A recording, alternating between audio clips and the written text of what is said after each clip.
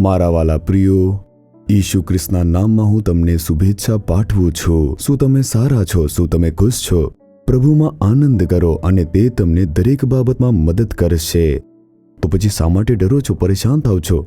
તમારે ડરવાની કે પરેશાન થવાની જરૂર નથી. શું હું સતત ઇબ્રાહિમ વિશે વાત કરી રહ્યો નથી?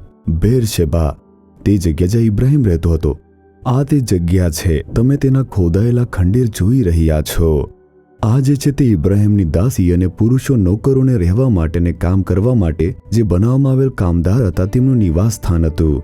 તે દિવસોમાં ઇબ્રાહિમ તે ખૂબ જ ધનવાન વ્યક્તિ હતો. તેની પાસે પુરુષો હતા, દાસીઓ, ઊંટ, બળદ, ઘેટા, વિશાળ ખેતરો હતા. એટલા માટે પેલેસ્ટાઇન દેશનો જે એક પલિસ્તી રાજા હતો, જેનું નામ હતું રાજા અહીમલેક, તે ઇબ્રાહિમ પાસે આવીને કહ્યું, મારા બાળકો અને પુત્રો તમારાથી પ્રભાવિત ન થાય, તમારે તેમને નુકસાન ન કરવું જોઈએ. તો ચાલો આ અંગે કરાર કરીએ. આ તે જગ્યા છે જ્યાં તે કરાર થયો હતો, બેરશેબા. તમે કદાચ આ દિવસોની અંદર ગાઝા વિશે સાંભળ્યું હશે, જ્યાં યુદ્ધ ચાલી રહ્યું છે. તે પલિસ્તીઓનું નિવાસ સ્થાન હતું. બાઇબલમાં ગાઝા શહેરનો ઉલ્લેખ છે. તે આ સ્થળથી ખૂબ જ નજીક છે. તમે અહીંથી પણ તે ગાઝાને જોઈ શકો છો. હવે તમે ધ્યાન આપો, જે અબ્રાહમ હતો તે ખૂબ જ ધનવાન હતો. તે ખૂબ જ ધની વ્યક્તિ હતો. તેની પાસે ઘણા બધા નોકરો હતા. તે એક મોટા જમીનદાર તરીકે ત્યાં રહેતો હતો અને તેથી તેની પાસે મોટી સંખ્યામાં પશુઓ અને વિશાળ ખેતરો હતા. અને તેથી જ રાજા પણ અબ્રાહમના વિકાસથી ડરતો હતો. એટલા માટે તે તેની સાથે કરાર કરવા માંગતો હતો અને અબ્રાહમે પણ તેવું જ કર્યું. અને તેથી આ જે જગ્યા છે તે બેરશેબા છે. આ તે જગ્યા છે જ્યાં તેના માણસો અને જે દાસીઓ હતા તેમના માટે રહેવાના ઘરો બનાવવામાં આવ્યા હતા. જો તમે મારી પાછળના ટાવર પરથી આજુબાજુ જુઓ તો આસપાસની જે બધી જગ્યાઓ છે તે ખૂબ જ સુંદર લાગે છે.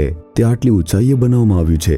સારું, હવે પ્રભુ મને કયું વચન કહે છે, શું આમ પૂછી રહ્યા છો? પહેલો થેસાલોનિકીઓ તેનો 5મો અધ્યાય અને 23મી કલમ. હવે શાંતિના ઈશ્વર પોતે તમને પૂરા પવિત્ર કરો.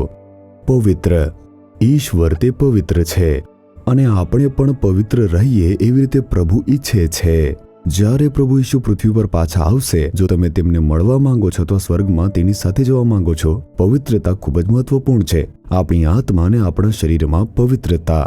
આપણે પાપથી ભરેલી દુનિયામાં જીવી રહ્યા છીએ. પાપના જે ડાઘ છે તે દરરોજ આવતા જ રહે છે. તો આપણે પ્રભુ ઈચ્છે છે તે પવિત્રતામાં કેવી રીતે જીવી શકીએ? તેથી જ પ્રભુ કહે છે કે તે પોતે આપણને પવિત્ર કરશે. તે એક વિશ્વાસુ પ્રભુ છે. તે શાંતિના પરમેશ્વર છે. તે તમને સંપૂર્ણપણે પવિત્ર કરશે. કેવળ તેમને વળગી રહો તો એ પૂરતું છે. આપણે પવિત્રતા માટે તેમને વળગી રહેવું જોઈએ. તમે તમારી જાતને પોતે પવિત્ર કરી શકતા નથી. હે પ્રભુ, તમે મને પવિત્ર કરી નાખો. કેવળ તમે જ મને સંપૂર્ણપણે પવિત્ર કરી શકો છો. જો તમે તમારી જાતને આ માટે સમર્પિત કરો તે પૂરતું છે. પ્રભુ શું કહે છે? હું તમને પવિત્ર કરનાર પરમેશ્વર છું. આવી રીતે કહે છે ને? હું તેમાં વિશ્વાસ કરું છું. હે પ્રભુ, હું એકલો પવિત્ર રીતે જીવી શકતો નથી, પરંતુ તમે મને પવિત્ર કરનાર અને પવિત્રતામાં જીવનાર પરમેશ્વર છો.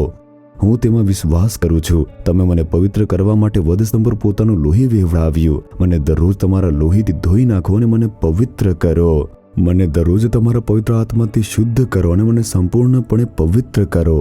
તમારા વચનથી મને પવિત્ર કરી નાખો પ્રભુ. જ્યારે તમે તેને આ રીતે વળગી રહો, પ્રાર્થના કરશો, ત્યારે તે તમને દરરોજ પવિત્ર કરતો રહેશે. તે આપણને સંપૂર્ણપણે પવિત્ર કરનાર પ્રભુ છે. શું આજે તે તમારી સમસ્યા નથી? શું તમે અપવિત્રતાના કારણે ઠોકર ખાઈ રહ્યા નથી? તમે માત્ર પ્રભુને વળગી રહો, તે તમને પોતે પવિત્ર કરશે. મારા દીકરા દીકરી, તમે કેમ નિરાશ થઈ રહ્યા છો? હું તમને પવિત્ર કરવા, તમારું રક્ષણ કરવા માટે આવ્યો છું. તમને માર્ગદર્શન આપવા આવ્યો છું. મારા હાથમાં તમારું જીવન આપો. બાઇબલ વાંચો, દરરોજ પ્રાર્થના કરો, પવિત્ર આત્માને મંજૂરી આપો. બસ આટલું જ. શું સમર્પિત થશો? હે પ્રભુ, તમે મને સંપૂર્ણપણે પવિત્ર કરનાર પરમેશ્વર છો. હું વિશ્વાસ કરું છું. મને પવિત્ર કરવા માટે, માર્ગદર્શન આપવા માટે હું પોતાને તમારા હાથમાં આપું છું. મારી પવિત્રતામાં જે કંઈ અભાવ છે તે બધું દૂર કરો. મારી દૂષિત ચેતનાને દૂર કરો. મને પવિત્ર જીવનનો તમે આશીર્વાદ આપો. ઈસુના નામમાં. Amen, amen. Jesus redeems Gujarati YouTube ચેનલને સબસ્ક્રાઇબ કરો. દરેક નવા કાર્યક્રમની માહિતી મેળવવા માટે બેલ આઇકન પર ક્લિક કરો.